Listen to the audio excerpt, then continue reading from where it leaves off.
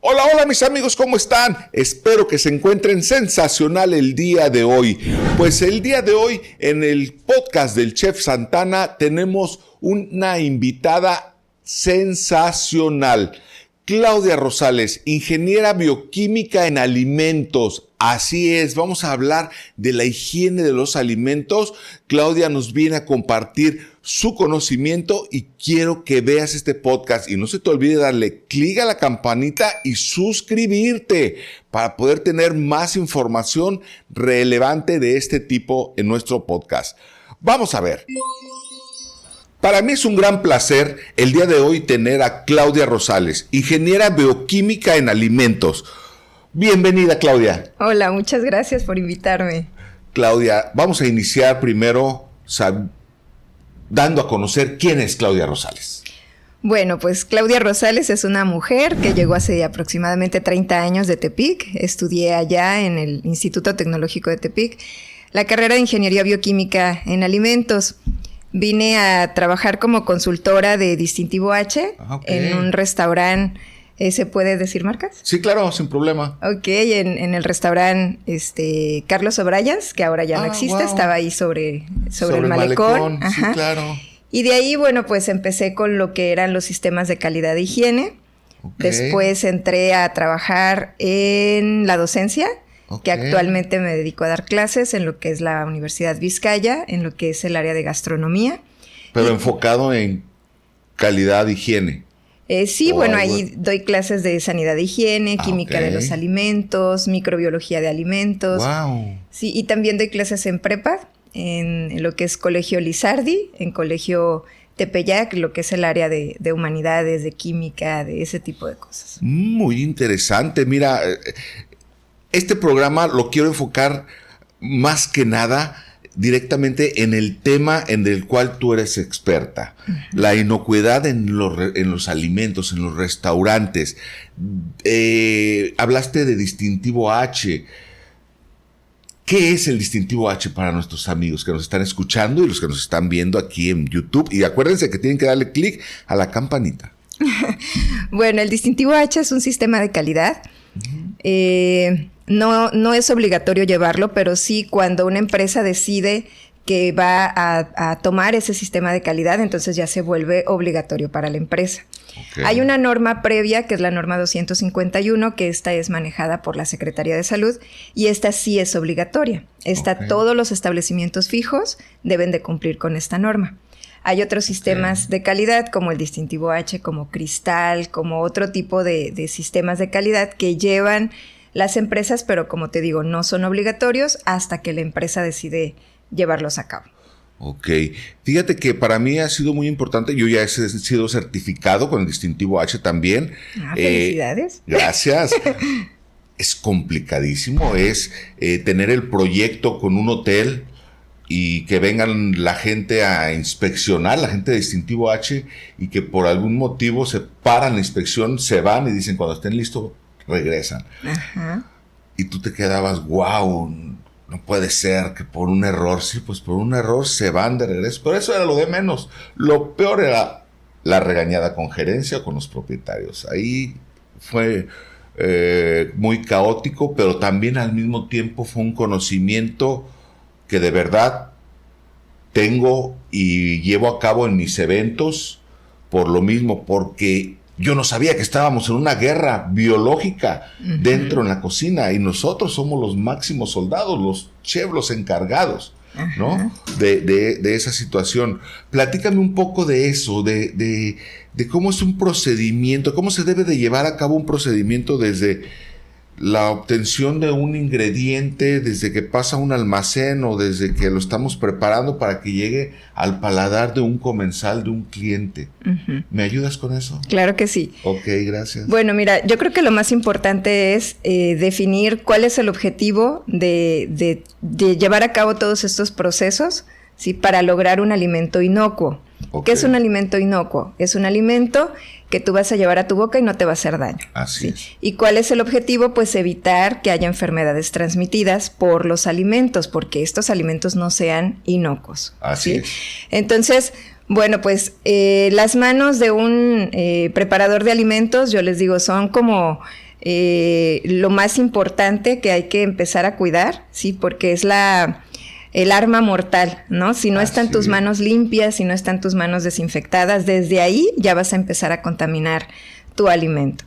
Entonces, bueno, son una serie de especificaciones desde, como tú decías, recibir la mercancía. Hay que tomar en cuenta las características organolépticas, que son pues las que tú puedes observar con tus sentidos. Hay que ver el producto, el color del producto, hay que usar la nariz, cómo huele, hay que tocarlo, la textura, usas las manos. Entonces todos tus sentidos están involucrados para tú saber si aceptas o rechazas un alimento. Entonces, desde ahí el primer paso es cuidar temperaturas, cuidar cadena de frío, que todos los alimentos lleguen con las características de calidad que tú estás pidiendo y que te exige la norma 251, ¿no? Entonces ya de ahí partes a almacenar el producto, o a llevarlo directamente a preparación, dependiendo si no tenías en existencia, pues se va directamente a cocina. Si no, se va a un almacén. El almacén también tiene que cumplir con sus especificaciones, debe de haber cámaras con temperatura adecuada. Para que te dé un alimento 4 grados centígrados, pues las cámaras o refrigeradores deben de estar entre 0 y 2. Para que te dé un alimento a menos 18 grados centígrados, que es congelado, pues el aparato debe de estar a menos 20 grados centígrados. Pero también las temperaturas varían dependiendo del sistema de calidad, ¿no? Entonces es muy importante empezar con qué sistema se va a trabajar en esa empresa para empezar como a adecuar las temperaturas. Me llama mucho la atención lo siguiente. No es obligatorio, como lo habías comentado. De hecho, se ven muchos de los restaurantes que no llevan a cabo nada de eso. Ves las camionetas con verdura en el piso a temperatura ambiente. ¿Por qué las empresas no lo llevan a cabo? O sea, ¿por qué muchos restaurantes, taquerías, no tienen el conocimiento, pero de cualquier forma son exitosos en cuestión de clientes porque cocinan muy sabroso? Muchas veces se enferman, por supuesto. Mucha gente han enfermado, pero después regresan. ¿Por qué? Porque está sabroso. ¿Por qué no hay una norma que los obligue? Es que sí hay una norma, te digo, la 251 de la Secretaría de Salud, sí es una norma que es obligatoria. Pero no la supervisan entonces. El problema es que no hay quien la supervise. O sea, son muy pocas las personas que la supervisan. Habrá, no sé, 8 personas máximo en salubridad que están revisando desde Bahía de Banderas hasta casi el Tuito. Y con tantos restaurantes, tantos hoteles, pues no se dan abasto de llegar y revisar. Pues nunca. Lo que son las taquerías, que no son, digamos, establecimientos fijos, esos no son auditados por salubridad. Que lo que yo siempre he dicho, bueno, cuando tú vas a pedir un permiso, no nada más deberían de pedirte tu comprobante de pago para darte el permiso para que vendas alimentos, sino que deberían de hacer una inspección y decir, ok, si cumples, te doy el permiso. Si no cumples, bueno, hay que cumplir con esto y esto, y entonces ya te doy el permiso. Pero no lo hacen, nada más. Tú llegas con tu pago y ya te dan el permiso. Entonces, pues, no hay una revisión de salubridad. Fíjate que cuando yo estuve dentro de las capacitaciones me di cuenta de una cosa que me llamó muchísimo la atención, 1, y 2, que me impactó, y tú lo acabas de mencionar hace un momento, y es las manos de los cocineros, las manos de los almacenistas, todo. Pues yo recuerdo que conocí la historia de Mary la tifoidea, ¿no? ¿Sí la conoces la historia de ella? No, a ver, cuéntame. Ok. Bueno, estamos hablando que en los años 1900, por ahí, no recuerdo, pues, voy a hablar más de ejemplo, llegó una alerta sanitaria a X ciudad de Estados Unidos, en el cual en un asilo de ancianos o en un asilo estaba muriendo mucha gente.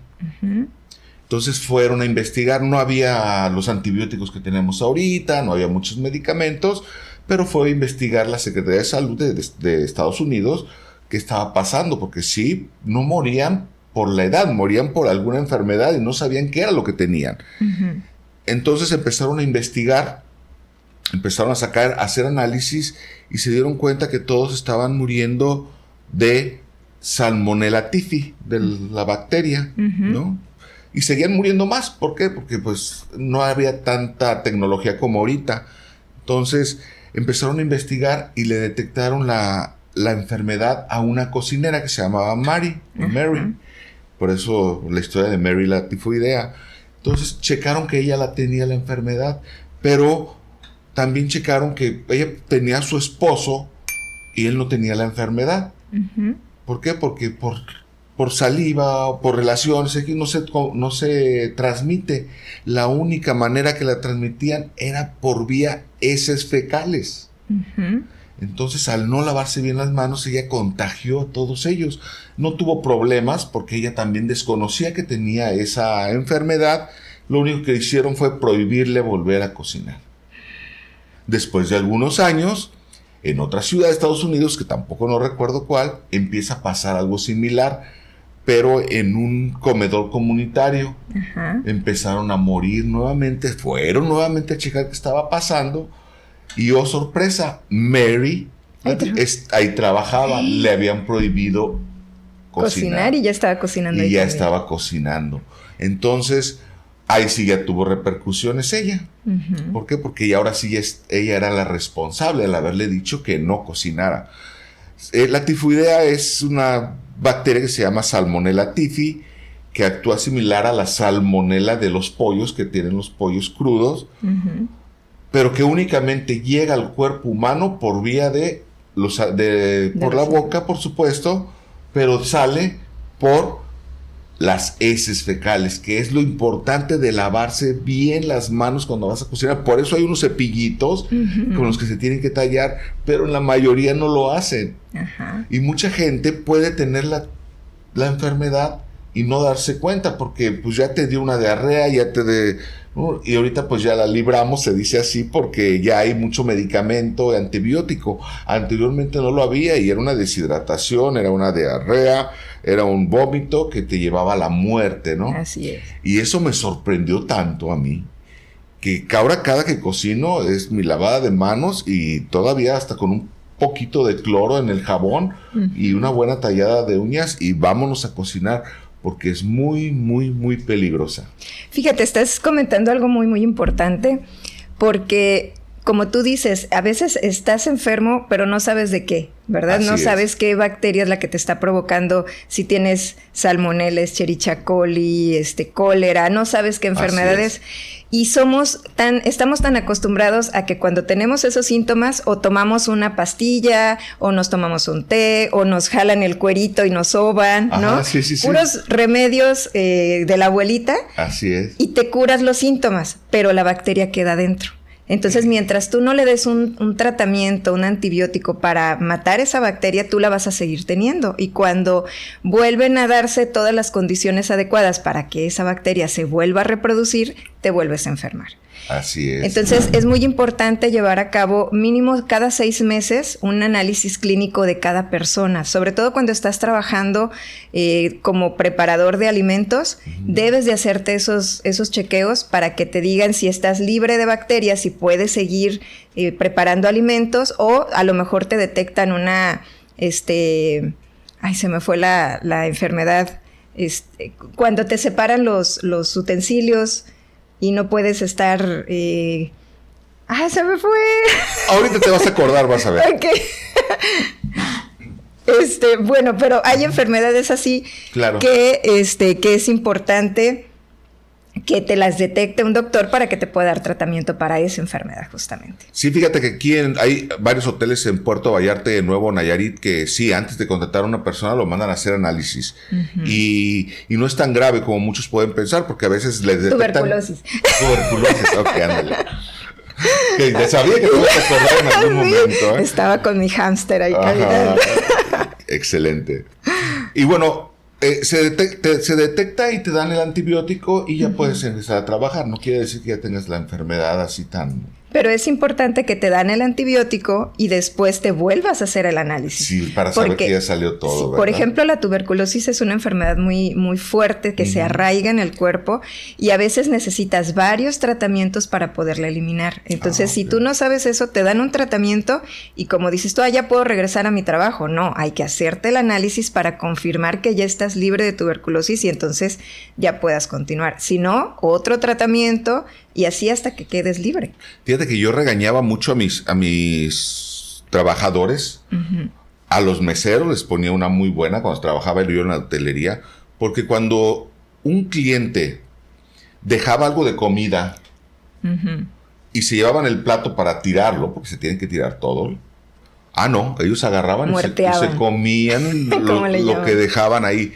Y una vez hice un curso ahí para todos y les puse ahí un video de la tuberculosis. Como una persona que se puede ver normal la puede tener y al estar platicando salivea y cae dentro de los alimentos y estos los agarran y se los comen. Le digo, te estás dando solito una torre. Así le hice para darles conciencia. A pesar de eso, el mexicano, bueno, ya después del video ya nada más los veía que se agarraban y se comían los camaroncitos y la esperan la langosta. Sí, exactamente.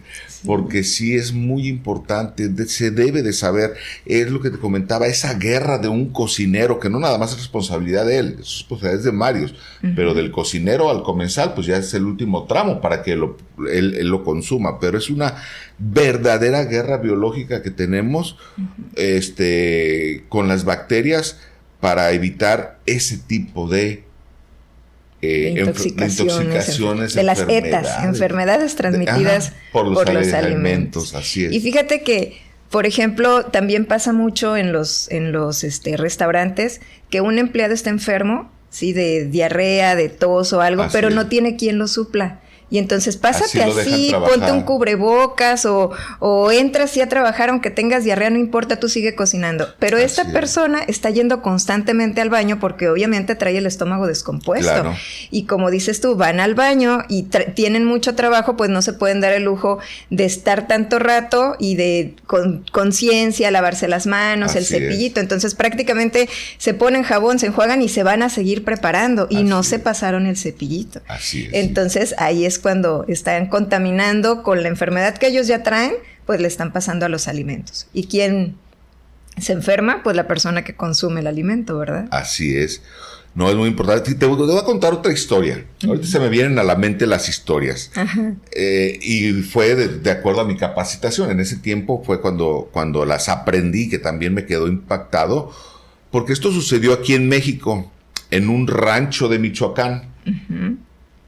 Se hizo la alerta sanitaria a la Ciudad de México de que, no me acuerdo el nombre del ranchito, el pueblito, había cerca de 30 personas que habían fallecido y había otros 20 o 30 hospitalizados.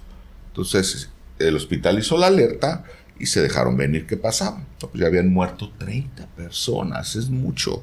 Y los otros estaban paralizados en camas de hospital, con temperatura y todo. Entonces checaron, hicieron y todos coincidían en lo mismo. Todos habían ido a la misma boda, a una boda del pueblo. Y empezaron a investigar. Empezaron a agarrar a los cocineros. No encontraron nada. Dicen, bueno, ¿qué pasó? O sea, en la investigación nada que les llamara la atención. Sacaron sangre y mandaron a analizarlo y tenían la bacteria Leptospira. Y todo el mundo se quedó, wow. A ver, a los cocineros, ¿qué es lo que hicieron? No, pues el pollo con mole se sirvió ese día. ¿Cómo? ¿Qué fue lo que hizo? ¿Cuáles son los procedimientos? ¿Ya checaron procedimientos, todo? Pues nada, pero ¿por qué leptospira? Seguía muriendo la gente. Entonces, de repente, agarran a la cocinera y le dicen, a ver, dígame qué fue lo que hizo. Bueno, pues aquí en esta olla cocinamos los pollos, acá hicimos el mole, lo revolvimos y todo lo pasamos a una olla de barro con la cual nos la llevamos a la fiesta y de ahí se sirvió la comida. Ok, ¿dónde estaban las ollas de barro? No, pues la olla de barro ahí. ¿Se lavó la olla de barro? Sí, se lavó. Según habían dicho que sí se había lavado. Pues no se había lavado, porque tenía orina de rata. Ahí lo vaciaron, ya no calentaron, porque si lo hubieran calentado, puesto a hervir, les hubiera dado uno el olor y dos, puedes haber matado algunas toxinas que hubieran quedado ahí, porque había toxinas. Sí. No estaba nada más la bacteria de leptospira, había sacado toxinas, esporas, no sé, todo. Estaba súper, era un veneno el que había ahí. Ajá. Y de ahí detectaron eso. Es por eso de las latas también, ¿no? Las latas. Que hay que lavarlas Hay antes que de lavarlas y muchos agarran, abren la chelita y vámonos para adentro. Ahorita igual y ya se está cuidando un poco eso, pero en los almacenes había mucha rata y es peligrosísimo. Eso también es... Esa historia te la quería comentar porque a mí me gusta mucho esto porque cuando estoy cocinando de verdad, veo la pelea ahí. Ajá. No me vas a ganar, tengo que matar lo más posible de bacterias para que no se me enferme ninguno de mis clientes. Yo me dedico a eso también. Claro. No, y aparte de esa bacteria está la del Clostridium botulinum. Ajá, la que está precisamente dentro de la lata. De las latas sí, es golpeadas, ¿no? Como no hay oxígeno y esta bacteria o esta toxina se desarrolla en este medio donde no hay oxígeno, puede ser en una lata o puede ser en un alimento envasado a alto vacío. Y entonces la lata se puede abombar, ¿sí? O se puede, sí, más que nada con las latas abombadas. Ahí pudiera estar el Clostridium botulinum. Y fíjate que mucha gente así los consume porque si se le abomba en su casa, no lo quieren tirar porque se va a desperdiciar. Algunas personas, Sí. No, y sí se arriesgan mucho. Sí, es un riesgo. Sí, porque les puede dar botulismo, sí, claro. También es parálisis, creo, ¿no? Sí, se les va paralizando todo el cuerpo, se paralizan los pulmones y dejas de respirar y mueres. Ya mueres. Y con poquita cantidad.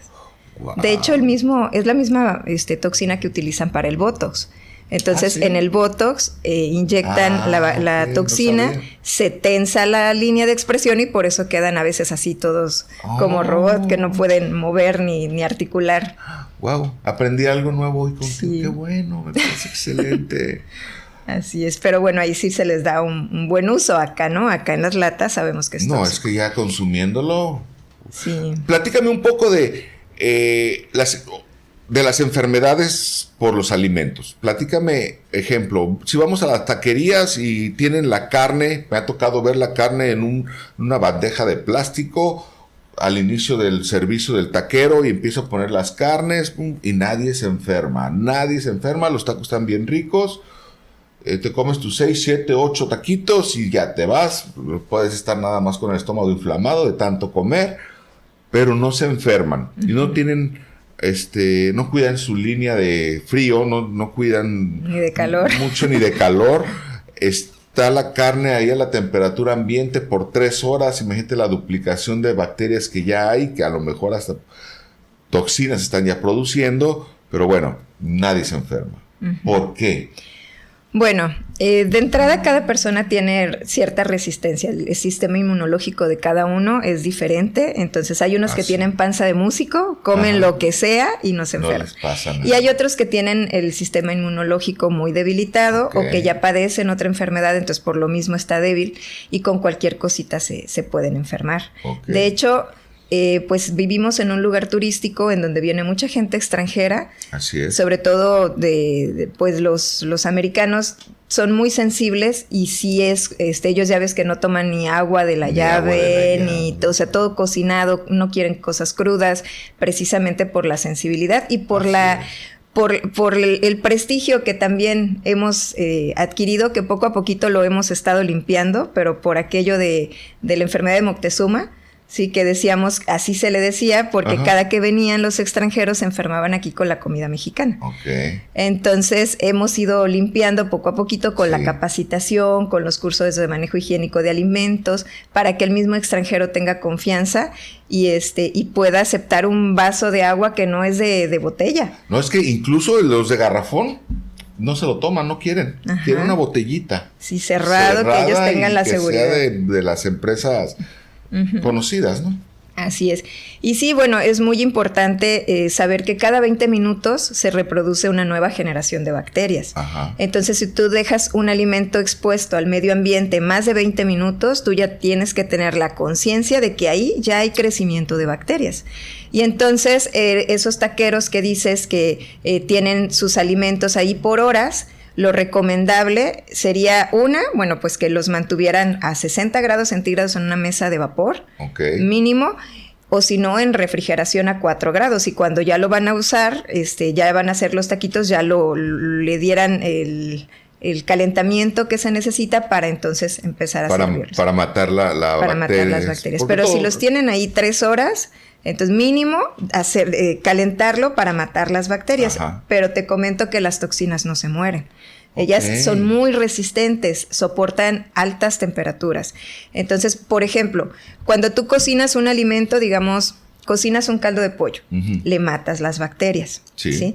Pero si ese caldo de pollo lo dejas al medio ambiente, lo dejas destapado, todo el mundo va platicando encima de... Las gotitas de saliva van cayendo en el caldo de pollo, que ya se paró una mosca, ya se volvió a recontaminar. Así es. Sí, cuando te das cuenta ya después de 3-4 horas dices, ay, el caldo de pollo, yo creo que ya se enfrió malamente al medio ambiente.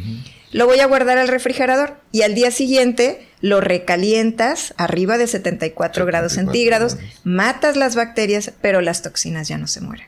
Y entonces puedes provocar una intoxicación alimentaria a una persona que sea sensible, que tenga su sistema inmunológico debilitado. Debilitado, porque,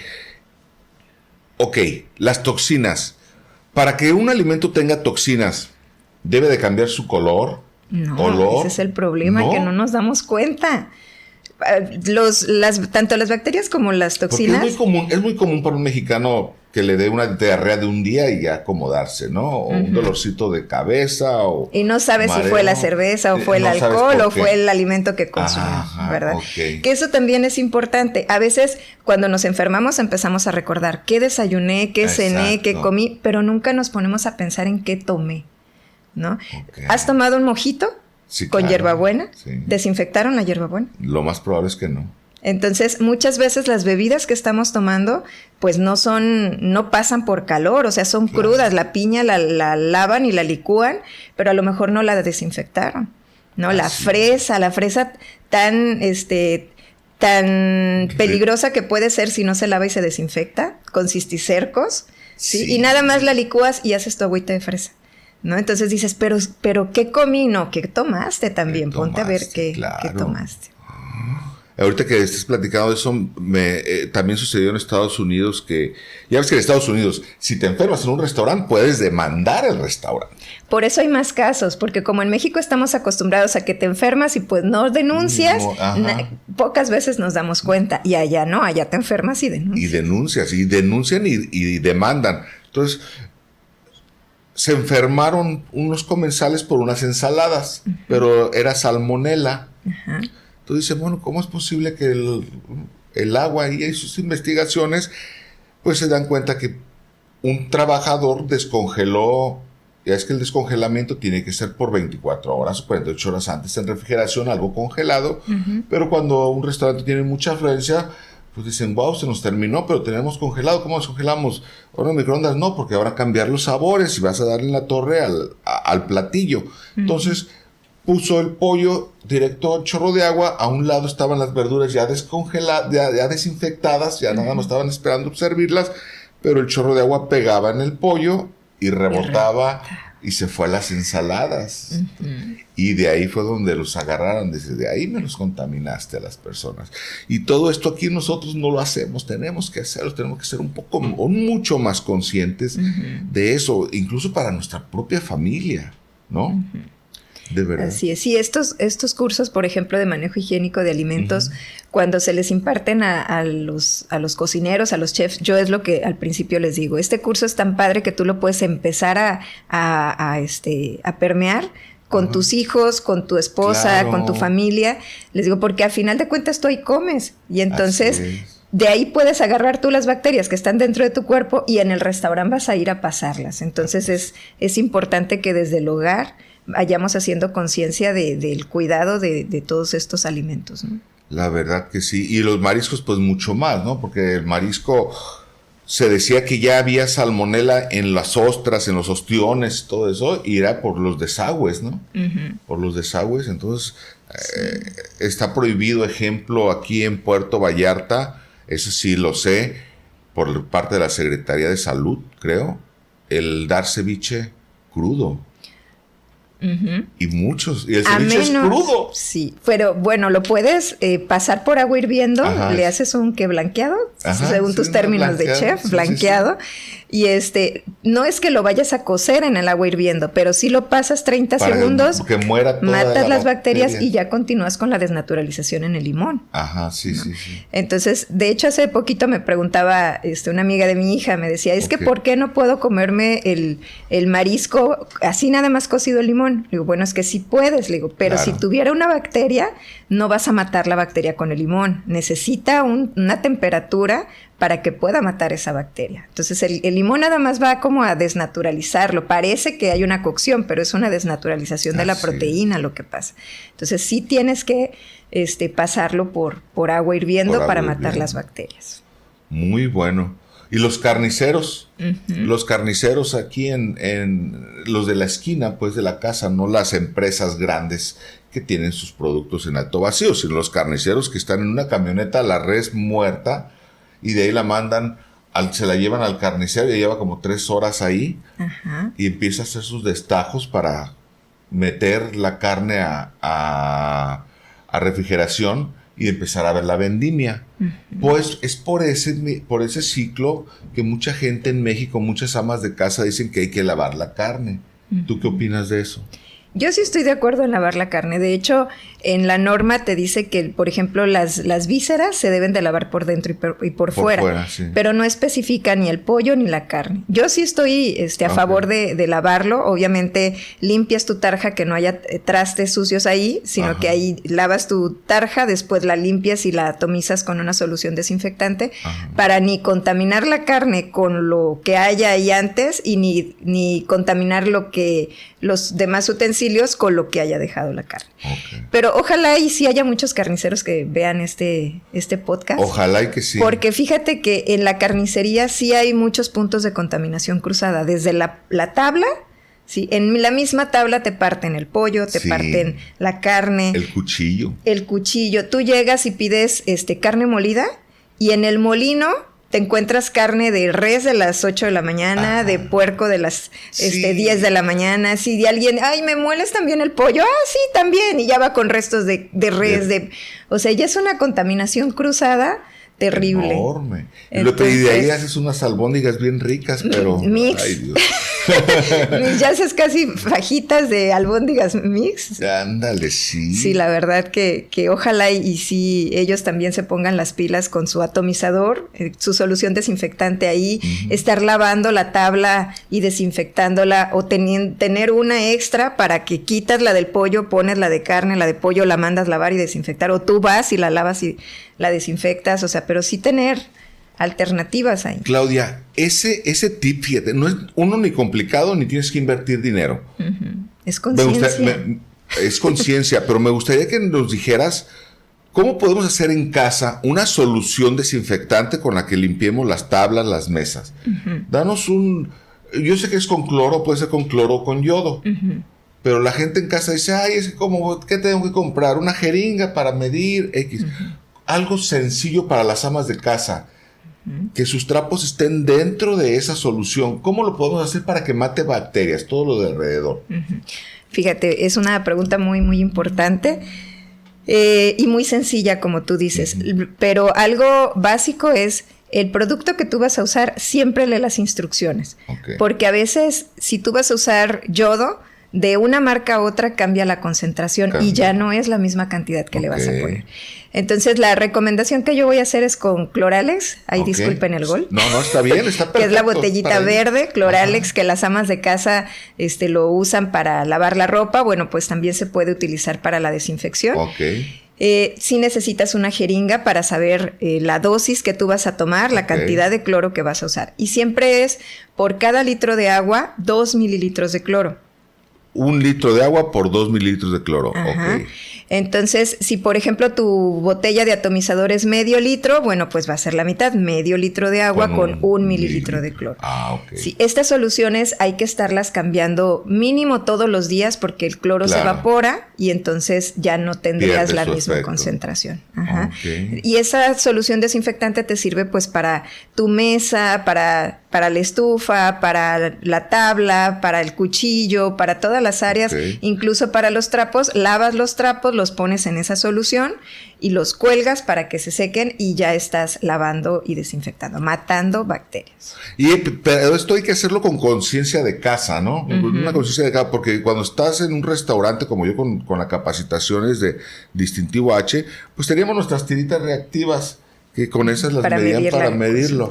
Pero eso hay que hacerlo con conciencia de casa, de que es para que no se nos enfermen nuestros hijos, nuestras familias ni nosotros mismos. Y es así de sencillo, con Cloralex hicimos un comercial. ¿Mande? Hicimos comercial, pero no importa porque es para ayudar. Así ¿verdad? es. Sí, luego que nos manden las... Luego que nos manden una caja de Cloralex, por favor, para regalar aquí a todos nuestros invitados, los que nos están escuchando. Incluso también lo puedes usar para desinfectar frutas y verduras. También se utiliza para desinfección. Entonces, el primer paso para lavar frutas y verduras es lavar con detergente. Yo tengo conocidas que me decían, ¿es en serio? ¿Se lava con detergente? Y yo, sí, o sea, yo que me dedico a esto, para mí es algo natural, pero sí hay gente que dice, ¿de verdad le voy a poner detergente a los vegetales? Le digo, lo que pasa es que el detergente va a arrastrar toda la mugre visible, ¿verdad? Entonces, tallas, debes de tener un cepillito especial para las frutas y verduras, no es el mismo cepillito que usas. De las manos. Ni para los trastes tampoco, o sea, es especial para las frutas y verduras. Lavas con agua y detergente. Después enjuagas perfectamente y montas un recipiente con solución con agua, que ahí hay que medir los litros de agua para saber cuántos mililitros de cloro vamos a usar. Entonces, aquí es la mitad de la cantidad de cloro que se utiliza para los utensilios. Aquí se usa por cada litro de agua 1 mililitro de cloro y se deja por 15 minutos. 15 minutos. Y mata totalmente todas las bacterias. Mata las bacterias. Sí, la fresa tiene de bacterias, cisticercos. Sí. Y fíjate que estamos muy acostumbrados a que vamos al tianguis, al mercado, y agarras una fruta y ahí mismo te la comes, no sabes ni... Por ahí me decían unos camaradas que veían pasar los camiones del maíz y pues los traían de 8 o 10 horas transportando, y los que iban arriba no tenían baño, pues ¿dónde es el baño? Pues quién sabe. Sí, no, pero aparte, aunque está prohibido, ya no se debe de regar los vegetales con aguas negras. Hay muchos lugares donde todavía lo hacen. Y volvemos a lo mismo, las bacterias no las vemos a simple vista. Entonces tú agarras una fresa y dices, ¿la habrán regado con aguas negras o con agua potable? No sabemos. Entonces, para evitar el cuestionamiento, mejor tú lavas y desinfectas todos tus vegetales. Todos los vegetales. Entonces me decías que estabas a favor de que la carne se lava.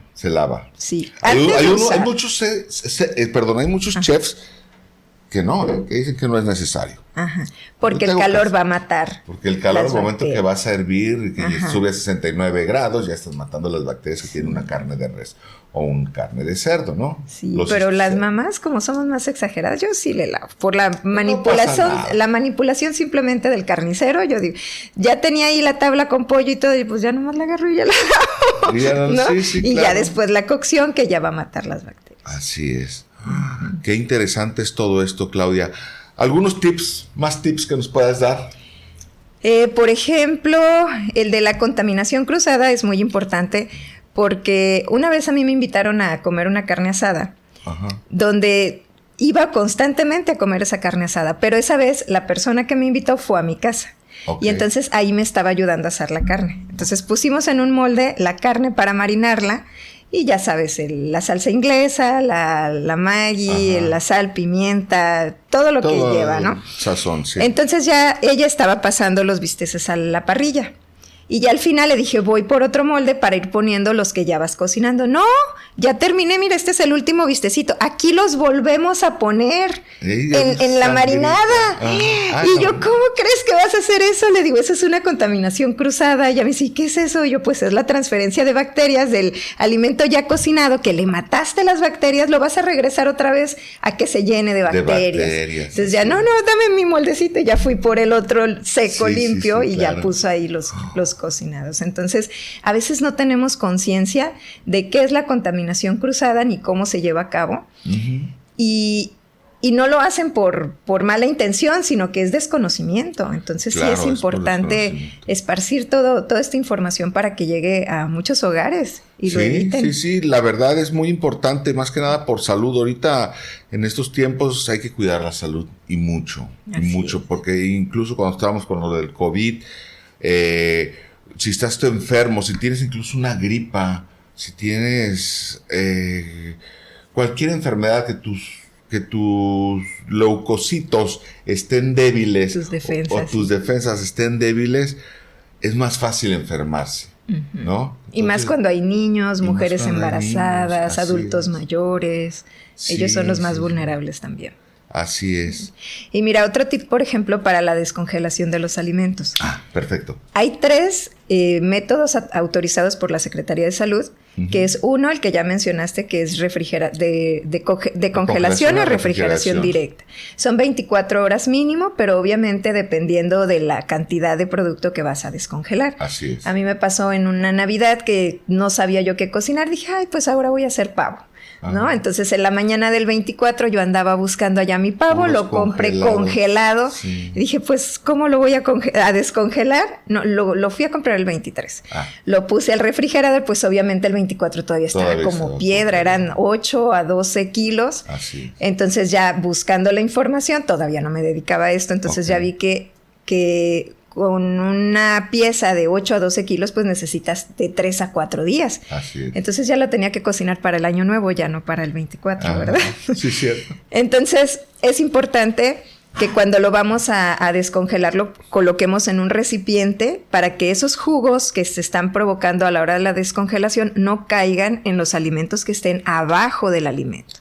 Entonces es importante que el alimento que se va a descongelar esté en la parte más baja del refrigerador, para que no haya esa contaminación cruzada. No vaya a caer nada hacia Imagínate abajo. Un pastel abajo del alimento que estás descongelando, pues ya le cayó todo el juguito ahí, toda la sangre al pastel, ¿verdad?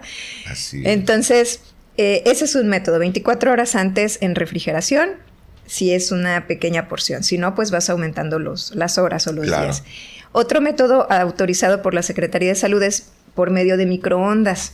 Que al principio comentábamos también que puedes cambiar la textura porque se puede desjugar y entonces hay cortes muy finos que a la hora de que los metes al microondas pues pierden hasta el 33% de jugo, pero está autorizado por la Secretaría de Salud.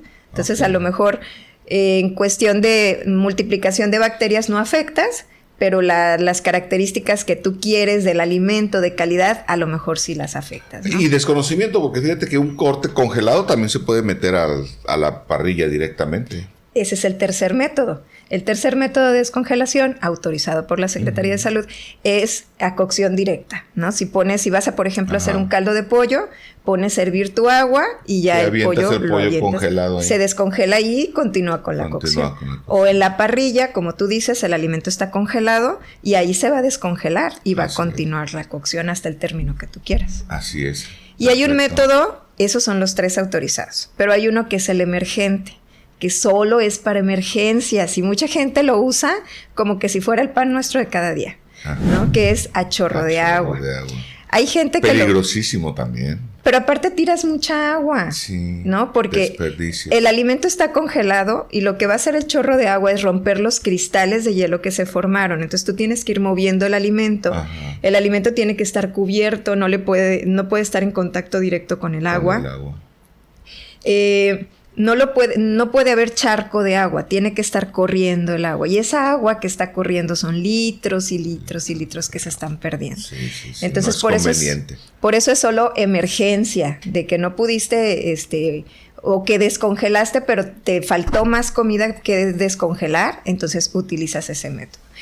Y lo que está prohibidísimo es dejarlo al medio ambiente, porque ahí lo que hacemos es darle muchas horas a las bacterias para que se estén descongelando y luego activando y luego multiplicando. Entonces estamos ahí, pues provocando que ese alimento nos pueda enfermar.